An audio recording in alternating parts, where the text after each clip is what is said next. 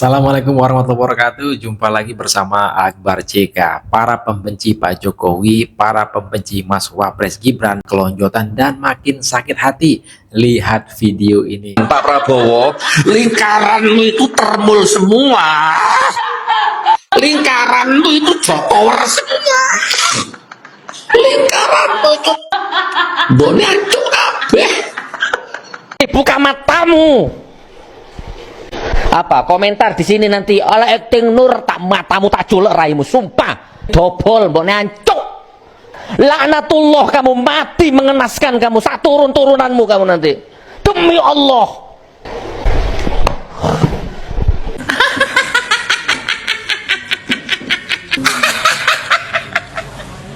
Waduh, sampai segitunya. Kemarin mana yang minta Pak Jokowi diadili? Mana yang minta Pak Prabowo pecat Gibran?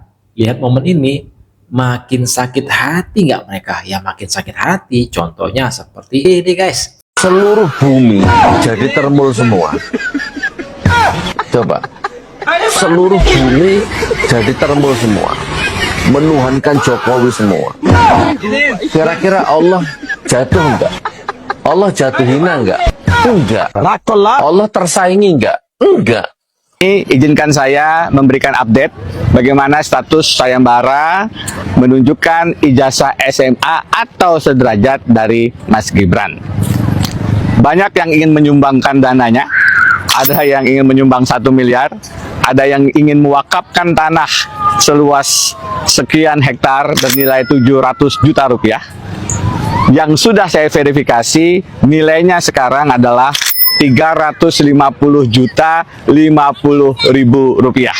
Sudah naik lebih dari 350%. Sampai sekarang tidak ada satupun yang siap menjadi peserta. Sebenarnya yang paling bisa menunjukkan adalah Mas Gibran sendiri. Kenapa ini penting?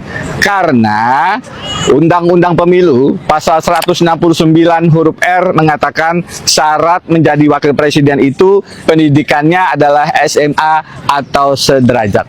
Jika tidak memenuhi syarat itu, pasal 7A Undang-Undang Dasar 45 berlaku. Tidak lagi memenuhi syarat sebagai wakil presiden. Artinya pasal 8 berlaku bahwa beliau bisa berhenti, mundur, atau diberhentikan, dimakzulkan. Mas Wapres, jangan kelihatan galau. Tunjukkan saja ijazah SMA atau sederajatnya. Sehingga hari kemerdekaan kita memang bermakna karena kita menjaga etika berbangsa. Ya kurang kerjaan aja. Denny Indrayana bikin begitu, kebanyakan duit dia begitu. Jadi kalau mau mulai menyelidiki jasa Gibran yang setara pati setara, ya mungkin mulainya bukan disuruh masyarakat untuk dengan sayembara kan. Dia harus serius untuk mencari tahu sendiri. Jangan dia lempar isu, dia lempar ke masyarakat. Jadi sekedar isu aja. Jadi mentah banget sih Denny Indrayana jadi posisinya untuk menyampaikan ini sebagai seorang ahli hukum kan. Dia ahli hukum apa sih Denny Indrayana nih? Oh ya nggak apa-apa, S3 juga. Tapi kalau cuma bermain di wilayah isu, kemudian isunya bukan dia teliti sendiri, tapi dia lempar ke masyarakat dengan sayembara, ya kelihatannya bodoh aja begitu. Tapi buat kita, buat publik sudah melihat siapa Denny Indrayana. Sekarang dia coba untuk mengomentari soal kasus-kasus korupsi. Kenapa dia nggak memperjelas sendiri soal tersangka dia, ya ditetapkan sebagai tersangka dugaan kasus tidak pidana korupsi? Mungkin mengupayakan deponering atau SP3 yang paling penting gitu ya. jelas gitu loh. Iya, Jangan iya. juga akhirnya seakan-akan dia mengomentari orang dengan dalilnya rasa keadilan. Padahal dalam kasusnya dia sendiri yang sampai sekarang ini masih jadi tersangka, rasa keadilan itu belum terlihat. Rasa keadilan kan bisa rasa keadilan buat banyak orang, buat dirinya sendiri. Nah itu aja dia tidak bisa memperjuangkan. Ya, menurut saya, kalau gambarannya seperti itu, mosok ya kita mau dengar. Mosok kita mau berpengaruh. Mosok ya Mas Wapres juga harus melihat bahwa ini bagian dari penting. Nggak penting. Selain bahwa dia juga pengen cari panggung, karena mungkin di sana juga taksi online-nya di Australia di sana udah nggak laku ya. Mungkin banyak pesaing kan, band kita nggak tahu juga. Bukannya lawyer luar sana bang. Nggak tahu. Kan dia bilang, kan dia jadi Udah driver. lama. Iya, kan dia bilang dari Gue ingat driver sih. online, taksi online segala macam. Miris juga kita, gitu loh. Seorang Denny Indrayana seperti itu kan miris. Tapi ya itulah politik. Denny Indrayana naikkan hadiah sayembara temukan ijazah Mas Gibran dari 100 juta sekarang jadi 1 M. Gini, kalau memang benar mau cari kebenaran, buktikan dengan dokumen resmi dan jalur hukum. Jangan cuma melempar sayembara yang ujungnya cuma bikin gaduh. Karena faktanya Mas Gibran punya riwayat pendidikan di luar negeri dan ada dokumen penyetaraan pendidikan yang dikaitkan dengan jenjang pendidikan menengah di Indonesia. Jadi kalau ada yang bilang dokumen itu tidak sah, tunjukkan dasar hukumnya. Atau emang takut ke pengadilan? Kan ada kasus korupsi 10 tahun lalu yang menyeret nama Denny Indrayana, udah jadi tersangka, tapi belum diadili sampai sekarang. Buat masyarakat Indonesia yang mendukung anti korupsi, mari kita dorong pihak berwenang supaya cepat mengadili kasus korupsi yang menyeret Denny Indrayana ke pengadilan. Gimana pendapat kalian? Tulis pendapat kalian di kolom komentar. Salam Jigigis. Warahmatullahi wabarakatuh. Pagi ini kembali kita mempertajam persoalan tentang keberadaan ijazah SMA atau sederajat dari Mas Wapres. Kenapa? Karena sebenarnya itulah salah satu syarat untuk maju sebagai calon wakil presiden. Kalau tidak ada, lagi-lagi berarti tidak memenuhi syarat dan sebaiknya mundur. Assalamualaikum warahmatullahi wabarakatuh. Salam sejahtera untuk kita semua. Om Swastiastu, Namo Buddhaya, salam kebajikan. Teman-teman, belum selesai sidang dugaan kejahatan yang dilakukan oleh Mas Roy Suryo kepada Bapak Jokowi. Kini masuk lagi nih, serangan bodoh dari orang yang seharusnya nggak bodoh. Pak Denny Indrayana, seorang tersangka kasus korupsi payment gateway sejak tahun 2015 ya. Beliau melancarkan serangan yang mirip dengan pola dugaan fitnah Mas Roy Suryo. Hanya berbeda cara dan bukan kepada Pak Jokowi, melainkan kepada putra Pak Jokowi yang kini menjabat sebagai wakil presiden RI, yaitu Mas Gibran Rakabuming Raka. Sebelum masuk ke materi inti, Mas Gibran tercatat sebagai lulusan sekolah menengah atas di Orchid Park. Setelah lulus sekolah menengah, Mas Gibran mendaftar ya di UTS InSearch, program jalur preparatory course bagi mahasiswa asing yang ingin belajar di Universitas Teknologi Sydney di Australia. Tapi ya, beliau kemudian memutuskan untuk pindah kembali ke Singapura untuk pendidikan sarjana perguruan tinggi. Ia memperoleh diploma dari Institut Pengembangan Manajemen Singapura atau MDIS pada tahun 2010 dengan gelar BSc, Bachelor of Science, setara S1, di bidang marketing dengan predikat Second Class Honors Second Division dari Universitas Bradford yang merupakan mitra dari MDIS. Lanjut ya. Awalnya Pak Denny merilis sebuah video di akun pribadinya, di X dan di Thread untuk menyampaikan dia sudah menyiapkan hadiah untuk siapapun yang mampu memberikan informasi atau menunjukkan dokumen pendidikan SMA Mas Gibran. Ya, karena nggak ada peminat, kemudian Pak Denny menambah besaran hadiah menjadi 199 juta rupiah. Sayembara ini dia lakukan dalam konteks paksaan bertaruh dengan Mas Wapres. Poin taruhannya, kalau ada yang bisa membuktikan ijazah SMA Mas Wapres asli, maka Pak Denny akan berhenti mempersoalkan ijazah ini. Tapi kalau nggak ada yang bisa membuktikan ijazah SMA Mas Wapres asli, maka Pak Denny ya minta Mas Gibran untuk mundur dari jabatannya sebagai Wapres. Jadi kalau kita ringkas ada dua hal ya. Yang pertama adalah sayembara, yang kedua adalah paksaan taruhan. Sayembara dilakukan dalam konteks taruhan yang dipaksakan. Kenapa saya sebut dipaksakan? Ya, kita memakai logika bertaruh aja lah ya. Di mana-mana, itu kan kalau kita bertaruh, kita dan petaruh lain itu menaruh modal dengan nilai yang sama. Atau setidaknya setara ya, satu dengan yang lain. Misalnya, kita bertaruh bola. Saya pegang tim A, kawan saya pegang tim B. Kalau tim A menang, nah kawan saya push up 10 kali. Maka sewajarnya, Kalau tim B yang menang, saya push up 10 kali. Itu logika taruhan yang waras. Ya, sementara dalam taruhan yang maksa banget ini, ya, yang dipublikasikan oleh Pak Denny, kalau Pak Denny menang, maka Mas Wapres mundur. Kalau Pak Denny kalah, maka Pak Denny nggak akan persoalkan ijazah Mas Wapres lagi. Ini kan nggak waras namanya. Ibarat kalau saya menang taruhan, Anda push up. Kalau saya kalah, Anda tidak push up, tapi saya nggak perlu push up juga. Jadi Pak Denny, Anda kok bisa-bisanya ya menghina nalar Anda sendiri. Kalau Anda menang, ada konsekuensinya buat petaruh yang kalah. Kalau Anda kalah, kok nggak ada konsekuensinya buat Anda? Ini kan tengil nggak karuan namanya. Nah, mekanisme pembuktian ijazah Mas Wapres dilakukan melalui sayembara. Pak Denny katanya akan memberikan hadiah untuk seseorang yang dapat membuktikan ijazah SMA Mas Gibran asli. Sayembara ini juga aneh. Mas Gibran itu kan pernah menang pemilu 2 kali, ya. Sekali menang di Pilkada Solo dan sekali menang di Pilpres. Setiap pencalonan KPUD maupun KPU selalu memberikan waktu kepada publik untuk mengajukan keberatan atas dokumen. Nah, ini kan jadi kayak tipu-tipu aja. Jujur aja lah, Anda itu kan ingin menggulirkan isu bahwa ijazah SMA Mas Gibran itu palsu, tapi menggunakan logika terbalik. Seolah Anda berani bayar mahal untuk yang bisa membuktikan ijazah tersebut sah atau asli. Kalau tidak ada yang tertarik, ya, awal-awalnya Anda naikin nominal hadiah sayembara. Lama-lama Anda akan menggunakan ketidaktertarikan publik, ya, untuk kemudian Anda menyimpulkan bahwa tidak ada yang bisa membuktikan ijazah Mas Gibran asli. Ini kan secara nggak langsung membangun persepsi tuduhan, ya, tuduhan ijazah Mas Gibran palsu tanpa punya bukti, tapi sambil menyisakan ruang untuk berkelit. Loh, saya nggak pernah loh bilang ijazah Mas Wapres palsu. Kemudian karena tidak ada yang mengikuti sayembara Anda, lalu kembalilah ke taruhan aneh itu. Maka Anda merasa berhak untuk meminta terus Mas Wapres mundur karena merasa menang taruhan. Pak Denny, udahlah.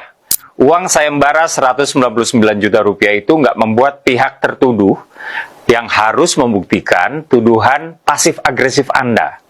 Mending saya yang taruhan aja sama Anda, ya. Kalau Anda bisa buktikan bahwa ijazah SMA Mas Gibran palsu, saya yang kasih 200 juta buat Anda. Tapi kalau Anda tidak bisa membuktikan bahwa ijazah Mas Wapres palsu, Anda kasih saya 200 juta. Akhir kata, orang-orang seperti Roy Suryo dan Denny Indrayana ini mungkin terinspirasi oleh propagandis Jerman yang pernah bilang, if you tell a lie big enough and keep repeating it, people will eventually come to believe it. Jika Anda mengatakan kebohongan yang cukup besar dan terus mengulanginya, orang-orang akhirnya akan mempercayainya. Mari kita lawan kebohongan-kebohongan itu dengan kewarasan. Meneliti ijazah seseorang itu biayanya besar. Kalau harus ke kampusnya, harus ke ininya, meneliti legal standing kampusnya juga, kan banyak yang harus terus meneliti hubungan antara negaranya juga, kan tuh biayanya besar. Jadi uang 100 juta tuh nggak cukup tuh. Apalagi main lempar sayembara aja, itu cuma dagelan-dagelan yang dia buat aja, begitu. Yang menunjukkan kelasnya dia, begitu. Bang, bicara yang seperti itu kan dia juga sentir karena juga dia pernah punya perkara korupsi yang sebesar 3,2 M gitu. Dia pernah jadi tersangka dia kan, sampai sekarang masih tersangka. Ya nggak tahu gimana proses hukumnya kalau orang tersangka panjang aja gitu kan. Ini bisa juga kita kulik itu tersangkanya seperti apa, perkara kan kita nggak tahu dia tersangka seperti apa gitu. Ya, tapi kita lihatlah. Tapi yang jelas apa yang dilakukan sekarang itu kayaknya ya enteng-entengan lah, bukan sesuatu yang benar-benar berdasarkan keahlian dan keilmuan gitu. Lebih kepada gamang-gamang politik. Tapi bergeser dengan melihat arah dari tujuannya untuk tidak maju di 2009 kan apa. Tapi melihat itu Bang, bergeser dengan kata ijazah, dengan yang kasusnya Pak Jokowi yang berlarut-larut dan sampai proses ada yang dipidanakan. Apakah sulit dengan yang sekarang lagi publik atau Gibran masih aktif harus menunjukkan itu gimana Pak? Panjang wilayah kenegaraan menganggap formalitas ini sudah terpenuhi, ya terpenuhilah begitu kan. Kan wilayah kenegaraan ini kan ada KPU, ada bagian peneliti ijazah, ada kesetaraan kampus, ada sekretariat negara. Sepanjang mereka kemudian secara formal mengamini ini, ya berarti amin aja begitu. Nah, Denny Indrayana mencoba mendobrak itu dengan lompatan yang secara logika filsafatnya nggak ketemu. Dia bicara ijazah palsu, bicara nggak setara, tapi dia bicara pemaksulan kan, begitu. Sementara pemaksulan itu urusannya DPR, urusannya pemerintah dan DPR, MPR, begitu. Siapa dia mengusulin pemaksulan? Itu pertanyaannya. Siapa sih Denny Indrayana itu sampai mengusulkan pemaksulan hanya dengan isu yang murahan yang mengenai ijazah Gibran yang tidak setara, begitu. Balik kita kulik aja ijazah dia seperti apa. Terus kenapa dia menjadi tersangka? Balik kita balikin aja ke dia. Kenapa Denny Indrayana menjadi tersangka seumur hidup, kan begitu. Kalau betul dia tersangka ya, kita kulik lagi dia lulusan dari mana. Kenapa begitu semurah itu pemikirannya untuk kemudian membuat sayembara yang nilainya kecil juga, kemudian tidak masuk secara logika politik. Tapi dengan kata tidak masuk logika politik, apakah memang dia juga pernah berseberangan dengan? Ya kan dia dari dulu kan berseberangan dengan kelompoknya Jokowi kan, jadi wajar aja dia. Mungkin dia juga underbow dari salah satu partai. Kita nggak tahu partainya apa kan, kita bukan orang partai kan. Tapi mungkin juga begitu. Jadi disuruh jadi ghost gitu kan, menghantui kan, jadi hantu dulu kan begitu. Dia laksanakan pekerjaan itu kan. Tapi kita tidak tahu partainya apa ya. Tapi Bang melihat ini kan Rasio juga Ya itu kan masalah kepentingan antar politik dengan lawan politiknya. Siapa pengen jadi apa kan kelihatan dari situ kan. Ini memang bapak korupsi Indonesia,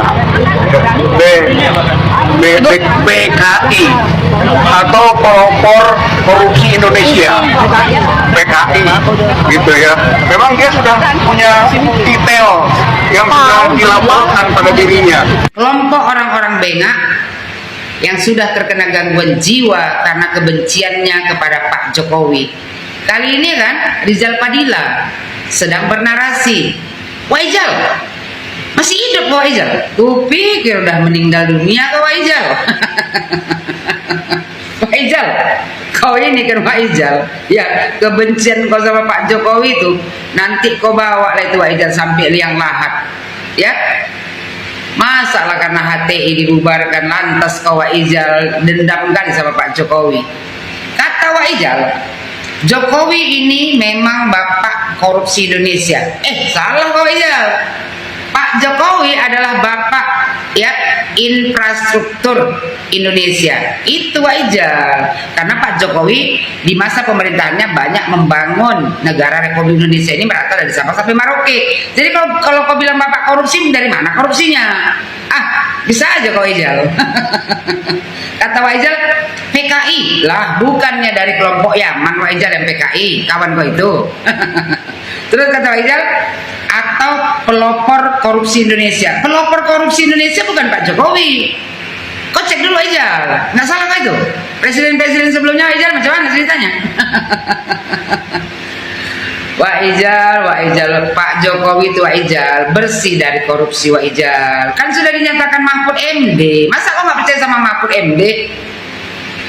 Lalu kata Waijal, PKI gitu ya. Alah kalian PKI, teriak PKI kalian Waijal.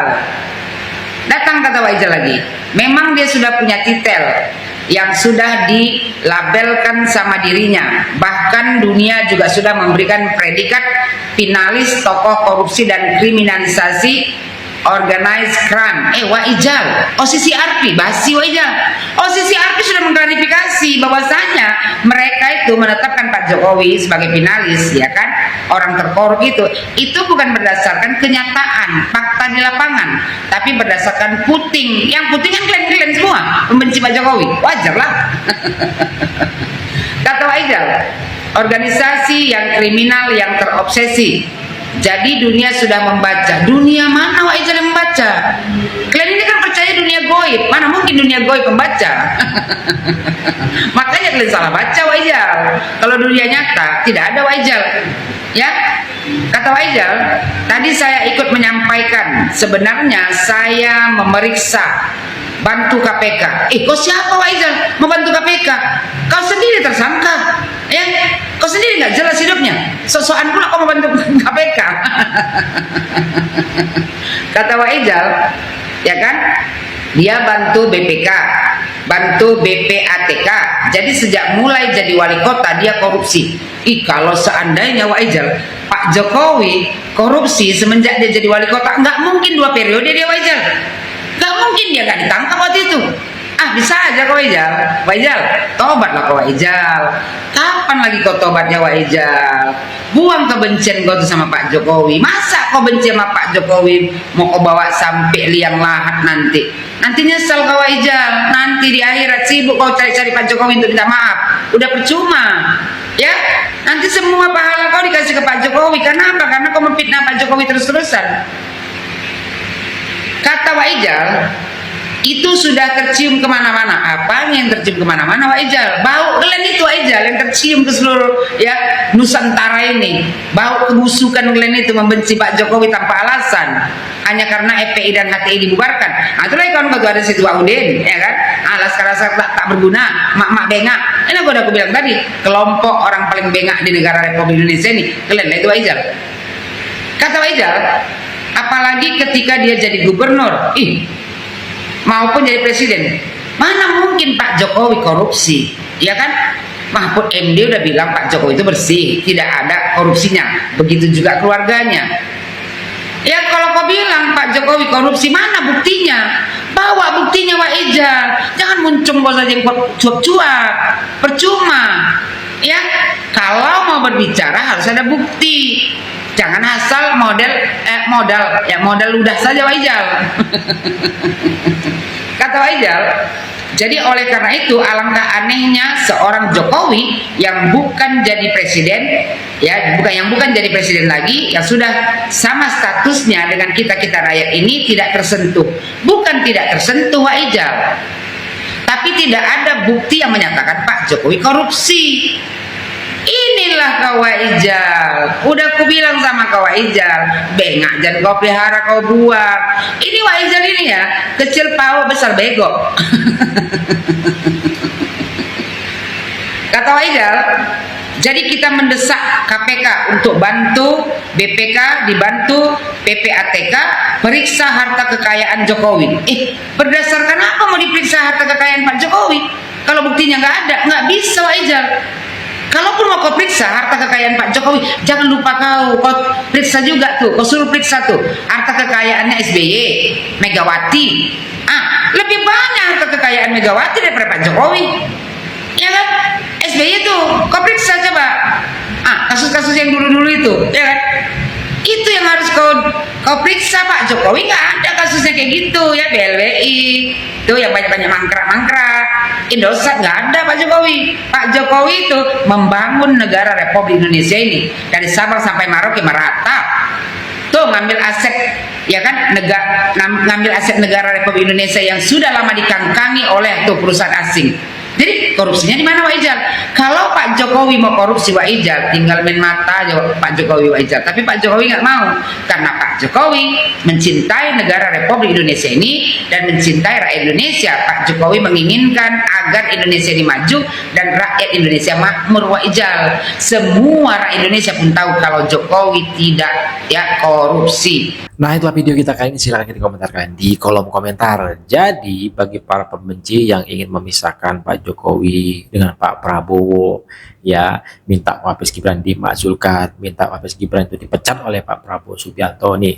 Udah lihat kan videonya seperti apa? Akrabnya 3 tokoh ini, ya, Pak Jokowi, Mas Wapres Gibran, di tengahnya ada Pak Prabowo Subianto. Jadi kalian jangan mimpi, ya. Silakan kalian berputar dan kebencian kalian sendiri, ya. Astagfirullah. Saya Barjeka undur diri, jumpa lagi kita di next video. Assalamualaikum, bye bye.